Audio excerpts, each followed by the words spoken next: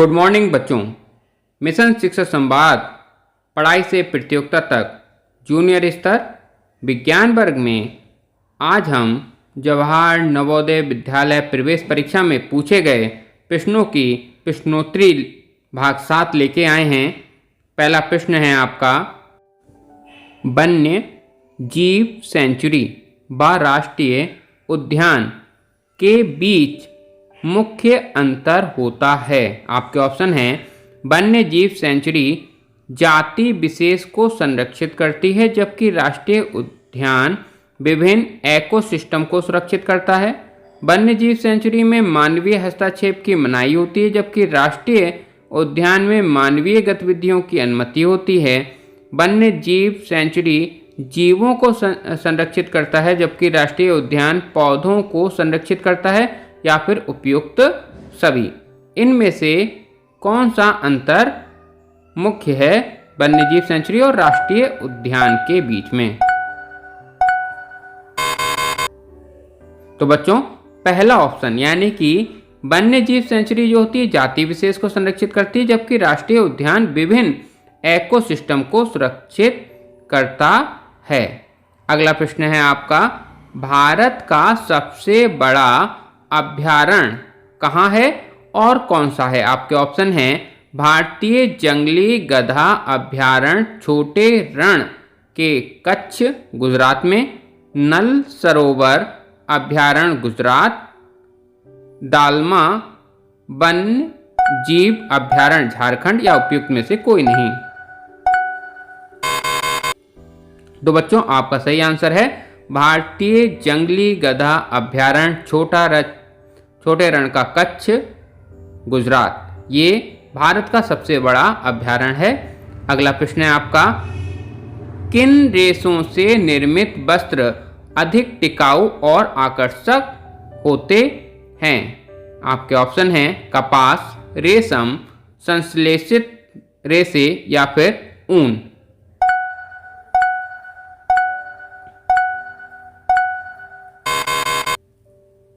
तो बच्चों, संश्लेषित रेशे से निर्मित वस्त्र जो होते हैं अधिक टिकाऊ होते हैं और आकर्षित होते हैं। अगला प्रश्न है, सौरमंडल में सम्मिलित रहते हैं केवल सूर्य, सभी ग्रह, सूर्य और वह खगोलीय वस्तुएं जो एक दूसरे से गुरुत्वाकर्षण बल से बंधी हुई हैं, या फिर गैस का मिश्रण।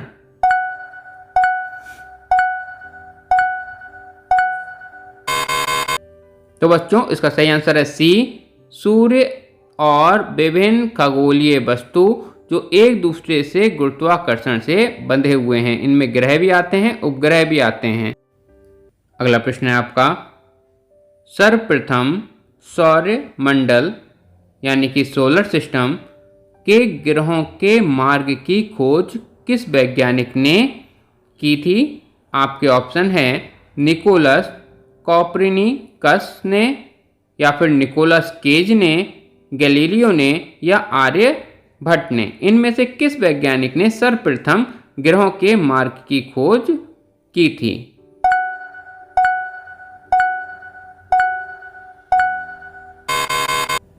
तो बच्चों, आपका ऑप्शन है, निकोलस कोपरनिकस ने सर्वप्रथम सोलर सिस्टम के ग्रहों के मार्ग की खोज की थी। अब आपका अगला क्वेश्चन है, प्राचीन काल से नग्न आंखों से देखे जा सकने वाले ग्रह हैं बुध, शुक्र, मंगल, बृहस्पति और शनि, मंगल, बृहस्पति, शनि, अरुण और वरुण। इनमें से कौन से ग्रह हैं जो हम नग्न आंखों से प्राचीन काल से देखते आ रहे हैं?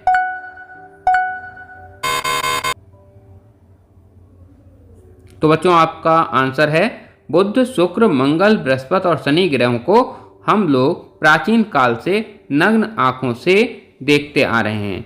अगला प्रश्न है आपका, किस ग्रह की सतह लाल रंग की है और क्यों है?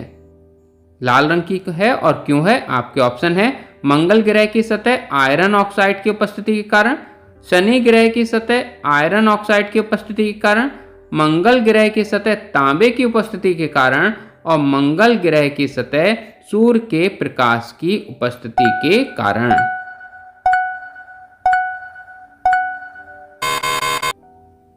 तो बच्चों आपका सही ऑप्शन है ए, मंगल ग्रह की सतह लाल रंग की है और आयरन ऑक्साइड की उपस्थिति के कारण उसका रंग लाल है। अगला प्रश्न है आपका, किस कोशिकांग को आत्महत्या की थैली कहते हैं? ये जो कोशिकांग हैं वो हैं लाइसोसोम, राइबोसोम, सेंट्रोसोम और क्रोमोसोम। इनमें से आत्महत्या की थैली किसे कहते हैं?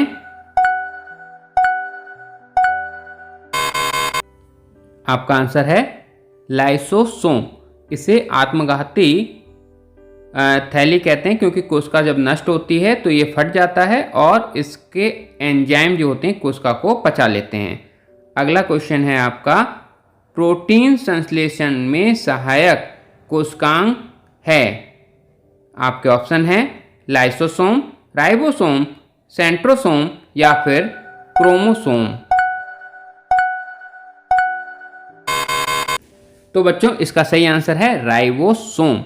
राइबोसोम जो होता है वो प्रोटीन संश्लेषण में सहायक कोशिकांग है। आपका अगला प्रश्न है, कार्य का मात्रक क्या है?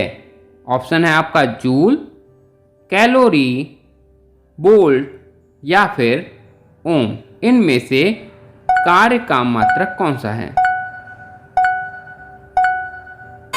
जी हाँ बच्चों, आपका सही आंसर है जूल। जूल कार्य का मात्रक होता है।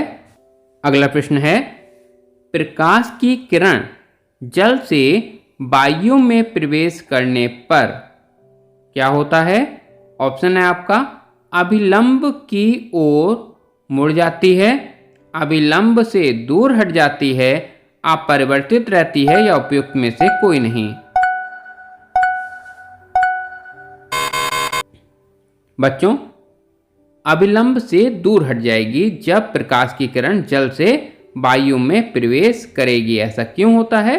क्योंकि जल वायु के अपेक्षा सघन माध्यम है और वायु विरल माध्यम है, और जब सघन से विरल की तरफ जाते हैं तो प्रकाश की किरण अभिलंब से दूर हट जाती है।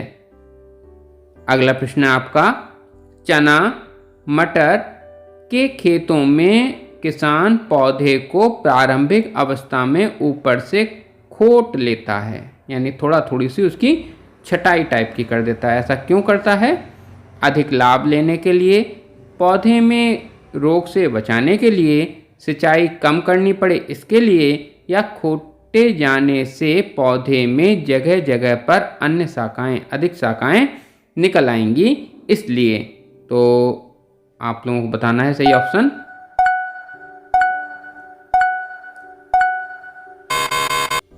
जी हाँ बच्चों, इसका डी आंसर सही है। खोट लेने से पौधे में जगह जगह पर और अधिक शाखाएं निकल आएंगी, इसलिए किसान इसे ऊपर से खोट लेता है।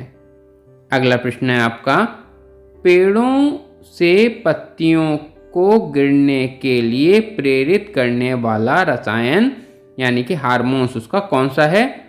ऑक्सिन, एथिलीन, साइट्रोकाइनिन या फिर एब्सिसिक अम्ल। इनमें से कौन सा रसायन है जो पेड़ों से पत्तियों को गिरने के लिए प्रेरित करता है?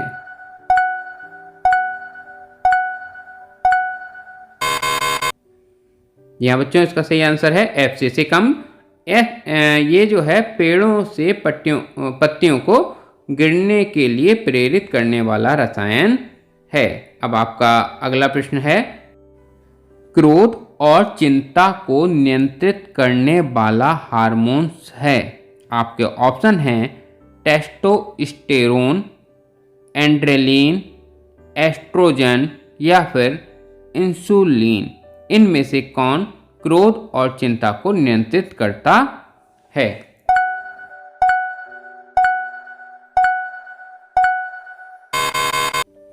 यहाँ बच्चों आपका ऑप्शन है एंड्रेलिन जो है वो ऐसा हार्मोन्स है जो क्रोध और चिंता को नियंत्रित करता है। इसके बढ़ जाने से चिंता और क्रोध बढ़ जाएगा और कम होने से कम हो जाएगा। निम्न में से कौन सी मानसिक बीमारी नहीं है? आपके ऑप्शन हैं डिस्ग्राफिया, डिसलेक्सिया और स्ट्रोफी या फिर डिस्ट्रॉफिया।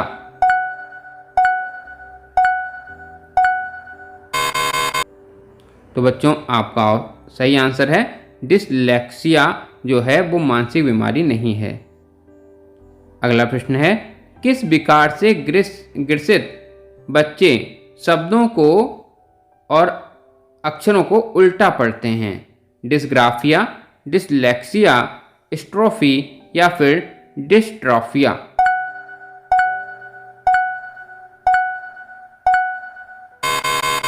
जी हाँ बच्चों, इसका भी आंसर है डिसलेक्सिया जो है इसमें बच्चे अक्षरों और शब्दों को उल्टा पढ़ते हैं, लेकिन ये कोई मानसिक बीमारी नहीं है। अगला प्रश्न है आपका कैप्टेन नामक रसायन क्या है? खरपतवार नाशक, फफूंदी नाशक, जीवाणुनाशक या फिर नमक।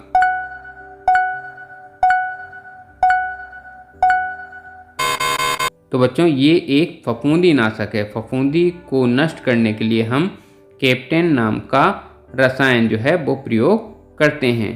किस लेंस से बना प्रतिबिंब वस्तु से छोटा, बराबर या बड़ा हो सकता है? ऑप्शन है आपके उत्तल लेंस, द्विउत्तल, अभिउत्तल या फिर अपतल। इनमें से कौन सा लेंस ऐसा है?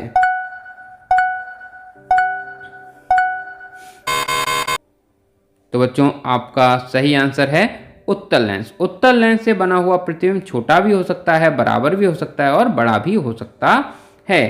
किस प्रकार के प्रतिबिंब को पर्दे पर प्राप्त नहीं कर सकते हैं? प्राप्त नहीं कर सकते हैं, ये ध्यान रखिएगा, नहीं लिखा हुआ है यहाँ पे। आपके ऑप्शन है वास्तविक, आभासी, वास्तविक व आभासी दोनों या फिर उपयुक्त में से कोई नहीं।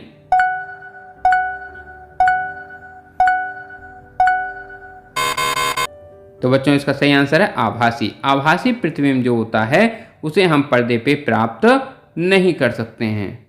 अगला प्रश्न है आपका उत्प्लावन बल की दिशा होती है वस्तु के भार की दिशा के विपरीत, वस्तु के भार की दिशा की तरफ, सभी दिशाओं में या फिर ऊर्ध्व दिशा में।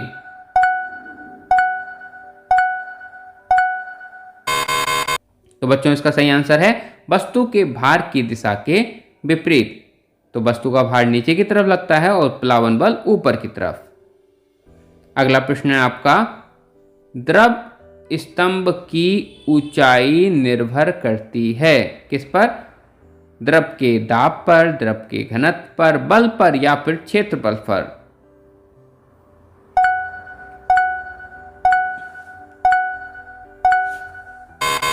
तो बच्चों इसका सही आंसर है द्रव के दाब पर। जितना अधिक दाब होगा द्रव स्तंभ उतने ही ऊंचाई पर होगा। अगला प्रश्न है आपका घनत्व, जिसे हम डी से लिखते हैं, ज्ञात करने का सूत्र। और सूत्र है आपके D बराबर m बटा V, D बराबर m इंटू V, D बराबर V बटा m या फिर V बराबर D बटा L। इनमें से कौन सा सूत्र घनत्व के लिए सही है?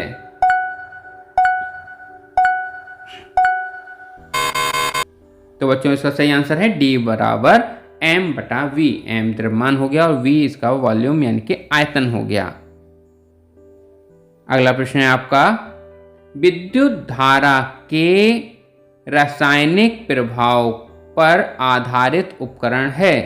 अमीटर, वोल्टमीटर, अमीटर और वोल्टमीटर दोनों या फिर चुंबक।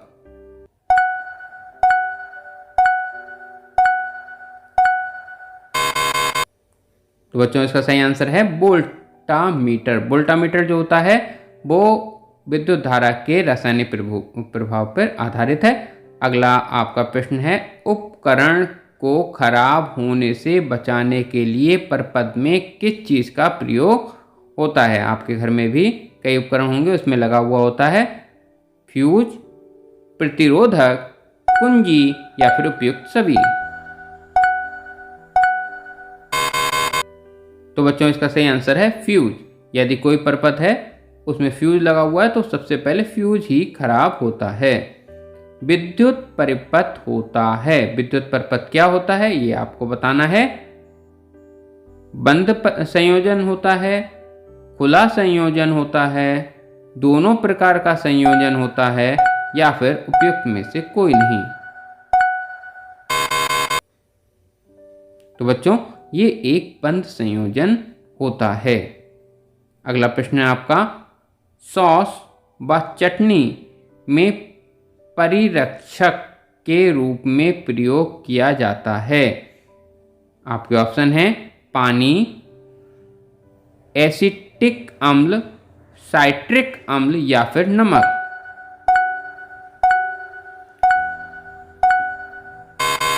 तो बच्चों इसका सही आंसर है एसिटिक अम्ल जो होता है वो सॉस और चटनी में प्रतिरक्षक के रूप में प्रयोग होता है। धान के खेतों में जैव उर्वरक के रूप में प्रयोग किया जाता है। आपके ऑप्शन हैं नास्टाक, एनावीना, साइटोनीमा या फिर उपयुक्त सभी। इनमें से कौन सा उर्वरक धान में प्रयोग किया जाता है? तो बच्चों उपयुक्त सभी यानी कि नास्टाक हो गया, एनावीना हो गया या फिर साइट्रोनीमा हो गया, ये तीनों ही प्रयोग किए जाते हैं। अगला प्रश्न है आपका, क्लोरेलिन एंटीबायोटिक बनाई जाती है शैवाल से, फफूंदी से, जीवाणु से या फिर ईस्ट से?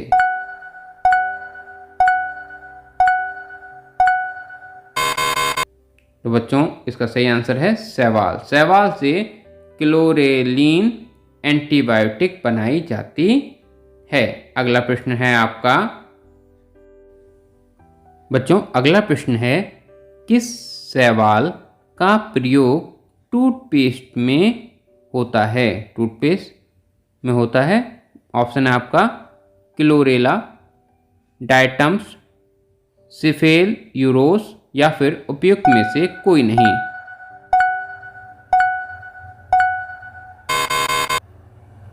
तो बच्चों आपका सही आंसर है डायटम्स। डायटम्स जो होता है उसका प्रयोग टूथपेस्ट में होता है। अगला प्रश्न है आपका, कवक में केंद्रक की संख्या होती है? ऑप्शन है केवल एक, हमेशा एक से अधिक, एक या अधिक या फिर केंद्रक नहीं पाया जाता। तो बच्चों सही आंसर है एक या अधिक। कवक में एक भी हो सकता है केंद्रक और अधिक भी केंद्रक हो सकता है। अगला प्रश्न है आपका, मनुष्य की आंत में रहने वाला परजीवी है? ई कोलाई, एंट अमीबा हिस्टोलिटिका, एंट अमीबा जिजीवेलिस या फिर अमीबा प्रोटियम्स?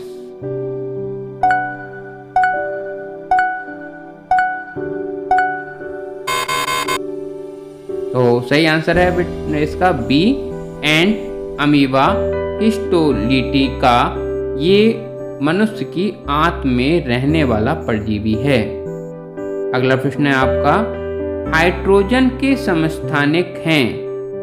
ऑप्शन है प्रोटीरियम, ड्यूटीरियम, ट्राइट्रियम या फिर उपयुक्त सभी। तो बच्चों इसका सही आंसर है डी, उपयुक्त सभी, क्योंकि ये तीनों प्रोटीरियम, ड्यूटीरियम और ट्राइटियम ये तीनों ही हाइड्रोजन के समस्थानिक होते हैं। अगला प्रश्न है आपका, अयस्क कहलाता है ऐसे खनिज जिसमें धातु का निष्कर्षण कम लागत में हो जाए, ऐसा खनिज जिसमें धातु अधिक मात्रा में प्राप्त हो ऐसा खनिज जिससे धातु का निष्कर्षण सरलता से हो या फिर उपयुक्त सभी।